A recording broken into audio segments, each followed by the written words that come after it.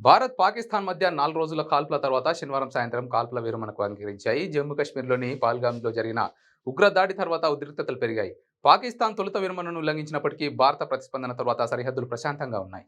భారత్ పాకిస్తాన్ కాల్పుల విరమణకు అంగీకరించిన 2 రోజులకు జమ్మూ కాశ్మీర్ అంతర్జాతీయ సరిహద్దు వెంబడి ఉన్న ఇతర ప్రాంతాలలో రాత్రి చాలా వరకు ప్రశాంతంగా గడిచిందని భారత సైన్యం సోమవారం ఉదయం తెలిపింది. గత నెల 22న జమ్మూ కాశ్మీర్లోని పహల్గామ్లో జరిగిన ఉగ్ర దాడి తర్వాత ఉద్రిక్తతలు పెరగడంతో భారత్ పాకిస్తాన్ 4 రోజులుగా కాల్పులు జరిగాయి.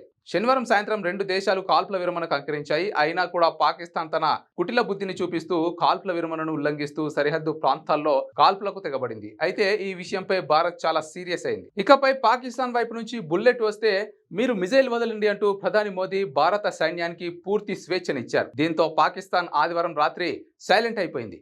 శనివారం సాయంత్రం 5 గంటల నుండి తక్షణమే అమల్లోకి వచ్చేలా భూమి, వాయు, సముద్రంపై అన్ని కాల్పులు, సైనిక చర్యలను నిలిపివేయాలని భారత్, పాక్ ఒక అవగాహనకు వచ్చాయి.